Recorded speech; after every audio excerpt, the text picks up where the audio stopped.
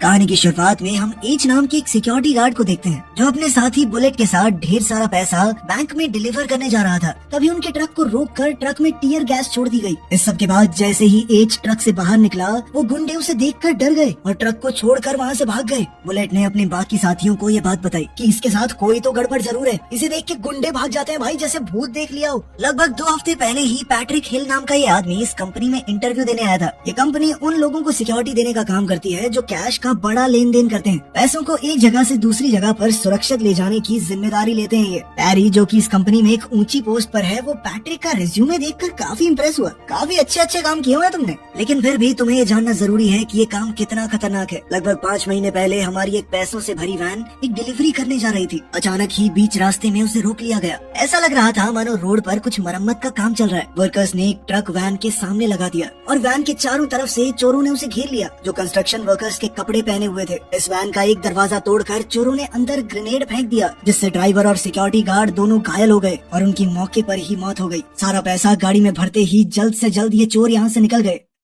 इसके बाद टेरी ने उससे पूछा कि ये सब जानने के बाद भी नौकरी करना चाहते हो, जिस पर पैट्रिक ने हामी भरी। तभी वहाँ बुलेट की एंट्री हुई और वो पहली बार पैट्रिक से मिला। उसने कहा कि यहाँ पर तुम्हारा नाम एच होगा, किसी को अपना असली नाम मत बताना। और साथ ही उसकी 60 घंटे की ट्रेनिंग शुरू हो गई। इस ट्रेनिंग में 70% स्कोर करना जरूरी है, अगर कम रहा तो नौकरी नहीं रहेगी। एच ने सभी टेस्टों में सिर्फ उतना ही स्कोर किया जितना पास होने के लिए चाहिए था। उसकी गोलियां बिल्कुल बाहर वाली रिंग पर लगी थी और वो जानबूझकर वहाँ मार रहा हो ताकि बस मिनिमम स्कोर आए। ड्राइविंग वाले टेस्ट के दौरान भी उसने बिल्कुल बढ़िया गाड़ी चलाई, लेकिन आखिर में रिवर्स करते हुए कुछ बक्सों में ठोक दी। बुलेट ने एच को अपनी टीम से मिलवाया जिसका नाम है फॉर्मूला 1। ये लोग अजीबोगरीब नाम इसलिए इस्तेमाल करते हैं ताकि कोई भी किसी को जानता ना हो। ये लोग बहुत ज्यादा पैसे को एक जगह से दूसरी जगह ले जाने का काम करते हैं, इसीलिए ये लोग अपने असली नाम इस्तेमाल नहीं करते ताकि कोई भी इनकी किसी तरह की कमजोरी ना पकड़ सके। इसके बाद एच को उसके सभी हथियार दे दिए गए ताकि वो अपना काम शुरू कर सके। डेव और उसका साथी जॉन एक बहुत बड़े पैकेज को कहीं ले जाने की तैयारी कर रहे थे। बुलेट भी उनके साथ जाने वाला था, लेकिन जाने से पहले उसने ऐन वक्त पर जॉन की जगह एच को साथ ले लिया। डेव ने एच से कहा कि तुम अंदाजा भी नहीं लगा सकते कि ये नौकरी कितनी खतरनाक है, जिस पर एच ने जवाब दिया कि जितनी भी खतरनाक है मैं देख लूंगा, ठीक है।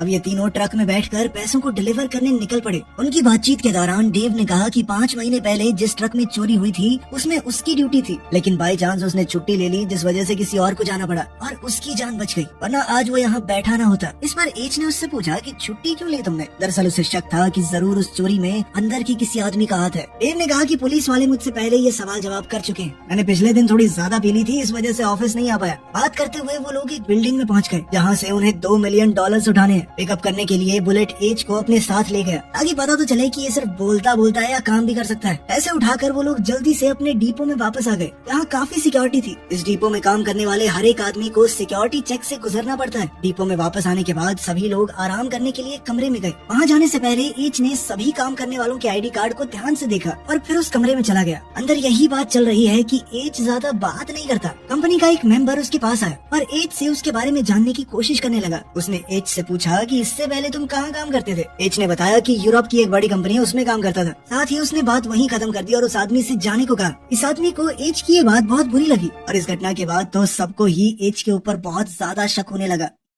अगले दिन एच, डेव और बुलेट एक छोटा सा अमाउंट डिलीवर करने गए, लेकिन वहाँ बुलेट को बंदी बना लिया गया और उन्होंने ट्रक में रखे हुए $2 मिलियन की डिमांड की। इस घटना से डेव बहुत ज्यादा घबरा गया और उसने कहा कि डिपो के रूल्स के हिसाब से हमें यहाँ से चलना चाहिए। वो अपने आप छुड़वा लेंगे बुलेट को, लेकिन जिन लोगों ने बुलेट को बंदी बनाया था उन्होंने सीधी धमकी दी कि अगर तुम दोनों में से कोई भी यहाँ से गया तो वो लोग बुलेट का काम तमाम कर देंगे अभी इसी वक्त। कोई बातचीत नहीं होगी किसी से। एच ने डेव से कहा कि हम दोनों को ही दुश्मनों का सामना करना होगा, बाकी सही तो यही रहेगा कि पैसे देकर बुलेट को छुड़वा लेते हैं। बुलेट की जान ज्यादा कीमती है पैसों से। और वो किडनैपर्स भी डेव को मजबूर करने लगे पैसे अंदर लेकर आने के लिए। किडनैपर्स ने डेव को पूरी इंस्ट्रक्शंस दी कि कहाँ पर आना है। वहाँ पहुँचकर एक गाड़ी सामने खड़ी है और साथ ही पीछे से एक ट्रक भी आ गया। गाड़ी से किडनैपर्स ने बुलेट को बाहर निकाला। उन्होंने डेव से सीधे तौर पर कहा कि सारा पैसा पीछे खड़े ट्रक में डाल दो और कोई भी होशियारी दिखाने की कोशिश मत करना। पैसे एक ट्रक से दूसरे में पहुँचाने की जिम्मेदारी एच ने ली और उसने डेव से शांत रहने को कहा। एच ने सारा पैसा अपने ट्रक से दूसरे में फेंकना शुरू किया। बुलेट को बाहर इसीलिए निकाला गया था ताकि अगर कोई भी चालाकी हो तो ये लोग उसे मार दें।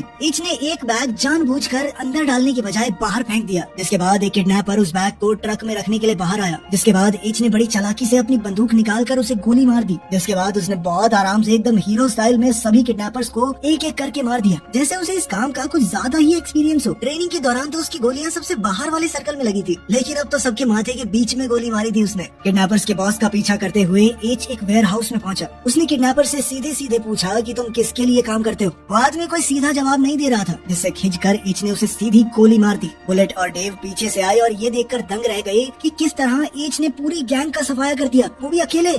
इस घटना के बाद पुलिस एच से इंटेरोगेशन करने लगी कि वो किसी दूसरे देश का सीक्रेट एजेंट तो नहीं है जो उसने इतनी आसानी से पूरी गैंग का सफाया करके रख दिया। इस पर एच ने कहा कि नहीं सर, ऐसा कुछ नहीं है, मेरा तो तुक्का बैठ गया, गलती से गोली निशाने पे लग गई सारी। इसके बाद पुलिस ने एच को शुरुआत में हुई चोरी की वीडियो दिखाई, जिसे देखकर एच ने कहा कि मैं इस बारे में कुछ नहीं जानता, तब तो मैं काम भी नहीं करता था इस कंपनी के लिए। बाहर आने पर एच के सीनियर ने उसे बताया कि अब 1 महीने के लिए तुम्हें डेस्क जॉब करनी होगी, क्योंकि ये कंपनी की पॉलिसी है, हम नहीं चाहते कि तुम डिप्रेस होकर कुछ गलत कदम उठा लो। एच ने अपने सीनियर से पूछा कि क्या तुम्हें मैं डिप्रेस लग रहा हूँ। तभी वहाँ उनकी कंपनी का मालिक आया और एच की बहुत तारीफ करने लगा। उसने सीनियर से कहा कि कंपनी को तो ऐसे ही लोगों की जरूरत है, ये कोई टेबल पे बैठ के काम करने वाला आदमी लगता है तुम्हें, औलाद की औलाद है ये। तभी उस पुलिस वाले ने जो एच से बात कर रहा था अपने सीनियर को फोन करके बताया कि ये वही है जिसकी तलाश ब्यूरो को 25 साल से है, लेकिन बॉस ने कहा कि अभी के लिए कोई एक्शन मत लेना और इसे जो कर रहा है अभी करने दो। ऑफिसर्स ने कहा कि अगर सब कुछ जानते पूछते हुए भी सर इसे यहाँ रहने दिया और कुछ उल्टा फुल्टा हो गया तो फिर डिपार्टमेंट की तो बदनामी होगी। लेकिन उसके बॉस ने कहा कि ऐसा कुछ नहीं होगा, ये यहाँ पैसों के लिए नहीं आया, ये जो भी करने आया है वो इसे करने दो। अब एच से मिलने के लिए कोई औरत आई जिसने उसे एक फाइल दी। इस फाइल में कंपनी के सारे एम्प्लॉयज का डेटा था और साथ ही किसी की पोस्टमार्टम रिपोर्ट भी। उन सभी फाइल्स को ध्यान से देखने के बाद एच को डायना नाम की एक सिक्योरिटी गार्ड पर शक हुआ और वो चुपके से उसके घर में घुस गया। उसने बंदूक की नोक पर डायना से कुछ सवाल पूछे। उसने डायना के घर पर रखे हुए कैश को देखकर पूछा कि इतने पैसे कहाँ से आए तुम्हारे पास। डायना ने ये पैसे एक शराब की दुकान से चुराए थे ताकि रिटायर होने के बाद ये पैसे उसके काम आ सके। डायना ने बताया कि मैंने अपनी जिंदगी में पहली और आखिरी बार ऐसा कुछ किया है। इसके बाद एच ने उससे पूछा कि अगर तुम्हें कुछ भी पता है तो बता दो, वरना अगर मुझे बाद में पता चला तो ठीक नहीं होगा तुम्हारे लिए। इस पर डायना ने मना कर दिया कि मुझे कुछ नहीं पता और एच ने भी उसे बस चेतावनी देकर छोड़ दिया।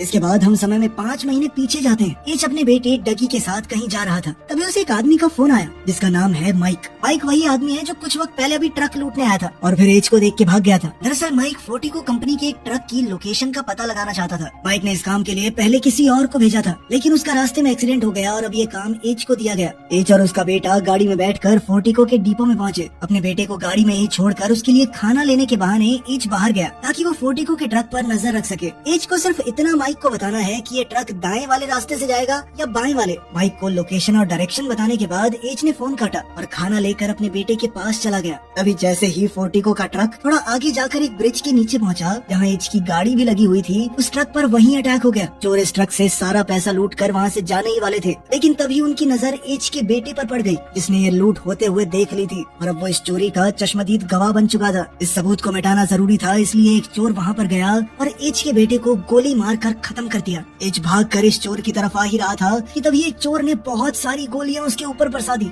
एच घायल होकर नीचे गिर गया, लेकिन उसने इस चोर की शक्ल अच्छे से देख और पहचान ली। इस हादसे में एच की जान तो बच गई, लेकिन उसके बेटे की मौत हो गई। एच की पत्नी ने अपने बेटे की मौत का जिम्मेदार उसे ही ठहराया और यहाँ हमें पता चला कि एच एक बहुत बड़ी गैंग का लीडर है और जिन लोगों ने इस ट्रक को लूटा और उसके बेटे की जान ली वो दूसरी गैंग थी। इस हादसे के बाद एच की पत्नी उसे हमेशा के लिए छोड़कर चली गई। इसके बाद एच ने अपनी गैंग के सभी लोगों को इस दूसरी गैंग को ढूंढने के काम पर लगा दिया। एच की गैंग ने आसपास की सभी गैंग्स को पकड़कर उन्हें खत्म करना शुरू कर दिया। ये पता लगाने की उन्होंने पूरी कोशिश की कि आखिर इस सब के पीछे कौन था, लेकिन कुछ हाथ नहीं लगा। जब कोई रास्ता नहीं मिला तो माइक ने सुझाव दिया कि हो सकता है कि ये किसी अंदर के आदमी का काम हो या फोर्टिको के ही किसी गार्ड का। एच ने कहा कि वो बहुत परेशान है और कुछ दिनों के लिए इस सबसे दूर लंदन जाना चाहता है ताकि उसका मन थोड़ा शांत हो, लेकिन असल में एच अपनी फेक आइडेंटिटी बनवाने में लग गया और उसने अपना नया नाम SID में पैट्रिक हिल रख लिया। इसी के साथ एच ने अपने बेटे की पोस्टमार्टम रिपोर्ट निकलवाई। इसके बाद हम एक गैंग को देखते हैं जिसके लोग पहले मिलिट्री का हिस्सा थे लेकिन अब चोर बन चुके हैं। इनके हेड का नाम है जैक्सन। यहाँ वो आदमी भी है जिसने एच के बेटे का खून किया था जिसका नाम है जेन। अब ये गैंग एक बड़ी चोरी का प्लान बना रही थी और इनका निशाना होगी वो कंपनी जो कैश को एक जगह से दूसरी जगह ले जाने का काम करती है। तभी फोर्टिको कंपनी के किसी अंदर के आदमी से इन्हें पता चला कि एक ट्रक में $2 मिलियन कहीं ले जाए जा रहे हैं और ये वही चोरी थी जहाँ एच का बेटा मारा गया। इस चोरी के 5 महीने बाद जैक्सन ने अपनी पूरी गैंग को एक जगह इकट्ठा किया और एक और खतरनाक प्लान बनाने लगे जिसमें $150 मिलियन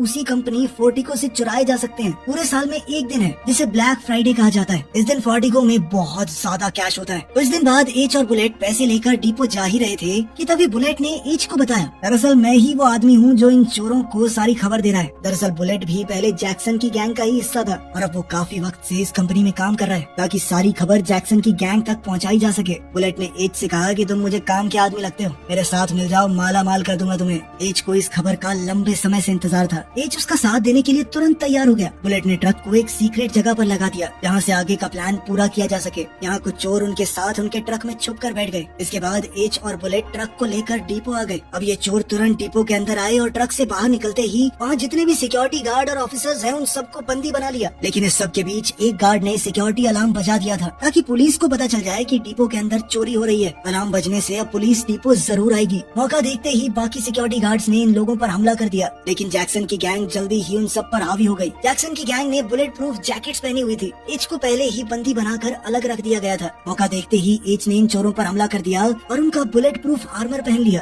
अब वो इन्हीं के कपड़ों में गैंग का मेंबर बन के बाहर आया। साथ ही वहाँ बुलेट ने अपना असली चेहरा दिखाया और जल्दी से डेव और डायना को जान से मार दिया। अब जैक्सन, बुलेट और जेन ही इस गैंग में से जिंदा बचे हैं, लेकिन जैक्सन को भी फायरिंग के दौरान गोली लग गई और अब वो बुरी तरह से घायल हो चुका था। ये तीनों अब डिपो से किसी तरह पैसों से भरा ट्रक लेकर बाहर निकलते हैं और बाहर खड़ी पुलिस की गाड़ियों को चीरते हुए रोड पार करके उस गैराज में चले गए। इस गैराज के नीचे कुछ अंडरग्राउंड टनल्स बनी हुई हैं। जैक्सन इस वक्त बहुत जख्मी था और उसके दिमाग में ये शक भी था कि जेन उन्हें मारकर खुद सारा पैसा लेकर भागना चाहता है, जिस वजह से जैक्सन ने जेन पर बंदूक तानने की कोशिश की, लेकिन जेन ने जैक्सन की बंदूक छीनकर उसका गला काट दिया। अब जेन और बुलेट सारा पैसा लेकर इस टनल से बाइक्स पर एक गाड़ी के पास पहुंचे। इन दोनों ने सारा पैसा इस गाड़ी में लोड किया, लेकिन इन दोनों के ही मन में चोर था। इससे पहले कि बुलेट अपनी बंदूक निकालकर जेन को मारता, जेन ने पहले ही बुलेट को गोली मार दी और सारा पैसा लेकर इस टनल के जरिए जेन सही सलामत वहाँ से निकल गया और अब उसे लग रहा था कि वो आजाद हो चुका है। जेन अब अपने फ्लैट पर आराम कर रहा था। जैसे ही वो बाथरूम से निकलकर टेबल के करीब आया, तभी वहाँ एक फोन बजने लगा जो कि इन पैसों से भरे हुए बैग्स के बीच में पड़ा था। जैसे ही जेन ने फोन उठाया, तभी उसे पता चला कि एच भी वहीं उसके घर पर आ गया है। ये एच का प्लान था ताकि वो जेन की लोकेशन का पता लगा सके। एच ने उसे बताया कि जिसे तूने मारा था ना उस दिन, उस बच्चे को, वो मेरा बेटा था। उसने उसे अपने बेटे की पोस्टमार्टम रिपोर्ट दिखाई, जिसमें लिखा था कि इंटरनल ऑर्गन्स में गोली लगने की वजह से उसके बेटे की मौत हुई है। और फिर एच ने जेन को भी ठीक उसी तरह मारा जैसे उसने डगी को मारा था। इसके बाद एच बाहर आया जहाँ एक FBI चीफ उसका इंतजार कर रहा था। सारे पैसे एच ने FBI के हवाले कर दिए। अब अपना काम पूरा करके एच गाड़ी में बैठकर वहाँ से निकल गया। वीडियो पसंद आई तो लाइक कर देना, चैनल को सब्सक्राइब कर लेना। मिलते हैं अगली वीडियो में।